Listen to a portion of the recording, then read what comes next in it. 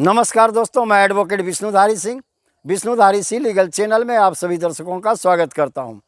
दोस्तों, आज मेरे वीडियो बनाने का टॉपिक है कि एक पुलिस वाले के यहाँ आप एफआईआर लिखवाते हैं। जो घटना आपके साथ घटित हुई उसके विरोध में पुलिस वाले उस घटना का एफआईआर भी लिखे, अनुसंधान भी कर लिए। उस अनुसंधान करने के बाद चार्जशीट भी न्यायालय में डायरी के साथ दाखिल कर दिए और न्यायालय में गवाही भी गुजरना शुरू हो गया, यानी ट्रायल शुरू हो गई दोस्तों। लेकिन इसके बाद भी अगर कुछ तथ्य छुपे हों, वही पुलिस वाले अगर किसी मुद्दाले का नाम काट दिए हों, या वही पुलिस वाले किसी एफआईआर के अंदर में जो धाराएं दी लगाई गई हैं मुद्दाले के विरुद्ध में, उसमें कुछ घटाव कर दिया हो, ऐसी परिस्थिति में आप पुनः अगर चाहें तो केस का पुनः अनुसंधान करा सकते हैं। पुनः केस को चार्जशीट फाइल करने के लिए थाना प्रभारी को मजबूर कर सकते हैं दोस्तों। आइए अब देखते हैं इस वीडियो के माध्यम से कि एक पुलिस वाला अगर कोर्ट में चार्जशीट फाइल कर दे, कोर्ट में गवाही गुजरनी शुरू हो जाए, तो आपके पास ऐसा कौन सा अधिकार है जिसके द्वारा आप अपने केस को पुनः खोल करके पुनः अनुसंधान करवा सकते हैं, क्योंकि मामला अभी काफ़ी छुपा हुआ है दोस्तों। ऐसा साधारणतः पाया जाता है कि जब आपके साथ कोई घटना घटती है तो आप थाना में जाके एफआईआर लिखवाते हैं, लेकिन किसी कारणवश, चाहे पैरवी के चलते हो या थाना प्रभारी घूसखोर हो, इसके चलते हो दोस्तों, थाना प्रभारी उस केस में अनुसंधान करने के क्रम में जो अपराध है उसे कमतर करके लिखता है या उसके धाराओं को हटा देता है, जो एलएज सेक्शन है एफआईआर में उसे हटा देता है, या उसमें से कुछ मुद्दाले का नाम काट देता है दोस्तों, और उसके बाद डायरी के साथ न्यायालय में चार्जशीट सबमिट कर देता है। न्यायालय भी उसी चार्जशीट के अनुसार कॉग्निजेंस लेती है, चार्ज फ्रेम करती है मुद्दाले का, और उसके बाद ट्रायल शुरू कर देती है दोस्तों। आपको अब ज्ञात होता है कि हमारे केस के साथ थाना प्रभारी ने चीट किया, या पुलिस ऑफिसर नेग्लिजेंसी के चलते या जानबूझ करके एलएज धाराओं को, जो उसके ऊपर में आरोपित धाराएं थी, उसे कम तर करके चार्जशीट दाखिल कर दिया है न्यायालय के अंदर में। तब आप क्या करें दोस्तों? सबसे पहले आप उसी पुलिस वाले को आवेदन दें कि आप इस केस का पुनः अनुसंधान करें। पुलिस के वरीय पदाधिकारी को आवेदन दें कि हाँ, आप इस केस का पुनः से अपने स्तर से अनुसंधान करें, क्योंकि आपके नीचे के थाना में इस तरह की गलती की गई है। वहाँ से भी ना हो दोस्तों, तब आप न्यायालय में चले जाएँ और न्यायालय में भी मुख्य न्यायिक दंडाधिकारी को एक आवेदन दें कि इस केस के अंदर में पुनः अनुसंधान की आवश्यकता है, क्योंकि इस केस में जो एलेज ऑकरेंसेस थे, आरोपित धाराएं थी, उसको घटाया गया है, आरोपित अपराधों को घटाया गया है, या उसमें से कुछ लोगों का नाम काटा गया है। इन सभी चीज़ों पर गौर करने के बाद न्यायालय भी ऐसा आदेश दे सकती है कि उस केस का पुनः अनुसंधान हो। दोस्तों, सीआरपीसी की धारा 173 सब क्लॉज 8 के अंदर में यह प्रावधान किया गया है कि अगर कोई पुलिस वाले अपराध में अनुसंधान के बाद चार्जशीट दाखिल करने के पहले अगर उन्हें यह ज्ञात होता है कि अभी अनुसंधान और करना बाकी है, कुछ अन्य अपराध हैं जो छुपे हुए हैं, जो सामने सीन पर नहीं आए हैं, उन अपराधों को भी खोजना अभी बाकी है, ऐसी परिस्थिति में पुलिस के वरीय पदाधिकारी या वही पुलिस पदाधिकारी आपके प्राप्त आवेदन पर आदेश देंगे कि इस केस का पुनः अनुसंधान शुरू किया जाए, और वो पुनः अनुसंधान शुरू करके चाहे तो अपने मुद्दाले को पकड़ करके जेल भी भेज सकते हैं, या आरोपित धाराओं को सही ढंग से लगा भी सकते हैं चार्जशीट में दोस्तों। लेकिन मेरा टॉपिक अलग है दोस्तों। मेरा टॉपिक है 173 सब क्लॉज 8 क्या कहता है? चार्जशीट फाइल करने के पहले अगर पुलिस वाले को ज्ञात हो तब पुनः अनुसंधान शुरू कर सकता है। लेकिन आज का टॉपिक है कि चार्जशीट भी कोर्ट में फाइल हो गया दोस्तों। कोर्ट में चार्जशीट के बाद कॉग्निजेंस भी हो गया, वहाँ गवाह के द्वारा गवाही भी गुजारी जा रही है, यानी केस अंडर ट्रायल चला गया दोस्तों।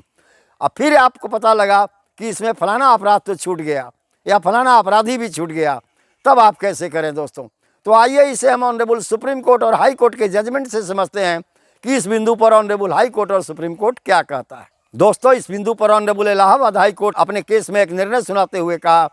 कि जब न्यायालय में चार्जशीट फाइल कर दी जाती है, न्यायालय में ट्रायल शुरू हो जाता है, ऐसी परिस्थिति के अंदर में पुलिस वाले को पुनः यह अधिकार नहीं है कि उसी केस में री इन्वेस्टिगेशन या पुनः अनुसंधान प्रारंभ करे। लेकिन दोस्तों, ठीक इसके उलट ऑनरेबल केरला हाई कोर्ट का एक जजमेंट अलग है दोस्तों। केरला हाई कोर्ट ने अपने एक जजमेंट में Mariyamma John versus DSP crime branch वाले एक केस में अपना निर्णय सुनाते हुए कहा कि अगर केस में चार्जशीट भी पुलिस वाले अनुसंधान के बाद फाइल कर दिए हैं, केस में ट्रायल भी शुरू हो गया है, इसके बावजूद भी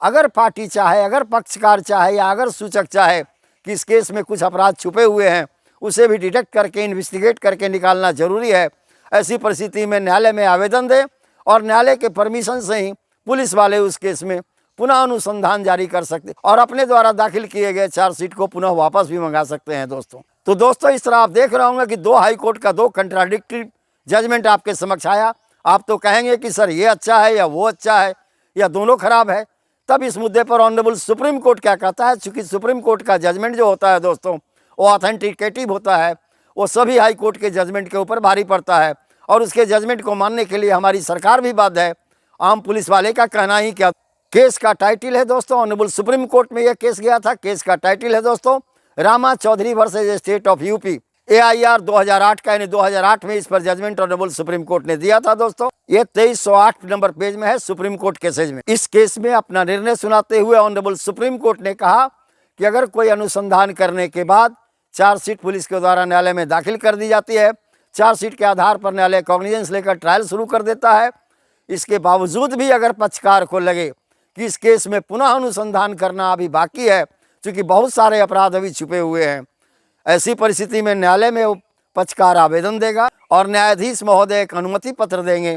थाना प्रभारी को या पुलिस के SP को या पुलिस के IG DIG को कि इस केस में पुनः अनुसंधान शुरू किया जाए और उस परमिशन के आधार पर पुलिस वाले उस केस में पुनः अनुसंधान शुरू कर दे सकते हैं। या दोस्तों